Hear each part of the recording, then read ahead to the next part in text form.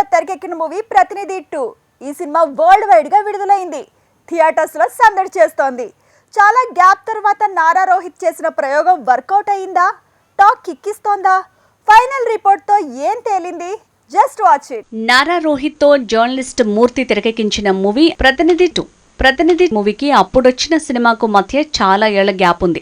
చాలా కాలం తర్వాత నారా రోహిత్ దండయాత్ర వెండి తెర మీద కనిపిస్తోంది. ఛానల్ సీఈఓగా మారే ఓ సామాన్యుడు కరప్ట్ పొలిటీషియన్స్ ని చీల్చి చెండాడుతుంటే సడన్ గా ముఖ్యమంత్రి చనిపోయాడన్న వార్త వస్తుంది. ఇంతకీ ఈ హత్యకు కారణం ఎవరు? ఈ సమస్యకు కారణమైన వ్యక్తిని కనిపెట్టిన హీరో ఎందుకు కత్తితో ఎదురెళ్లాడు అనేదే కథ. ప్రతినిధి 2లో నారా రోహిత్ పాత్రలో పాతుకుపోతే మిగతా నటులు పాత్రకు తగ్గ పర్ఫార్మెన్స్ తో ఆకట్టుకునే ప్రయత్నం చేశారు. డైరెక్టర్ గా మూర్తి మేకింగ్ ఫస్ట్ హాఫ్ బాగున్నా సెకండ్ హాఫ్ మరీ సినిమాటిక్ గా అనిపిస్తోందంటున్నారు. లాజిక్ కి అతీతంగా చాలా ఫ్రీడమ్ తీసుకున్న కొన్ని సీన్స్ వల్ల కాస్త మిక్స్డ్ టాక్ వస్తోంది. ప్రతినిధి 2 మూవీకి మ్యూజిక్, ఎడిటింగ్, సినిమాటోగ్రఫీ అన్నీ కలిసొచ్చేలా ఉన్నాయి. ప్రొడక్షన్ వాల్యూస్ కూడా బానే ఉన్నాయి.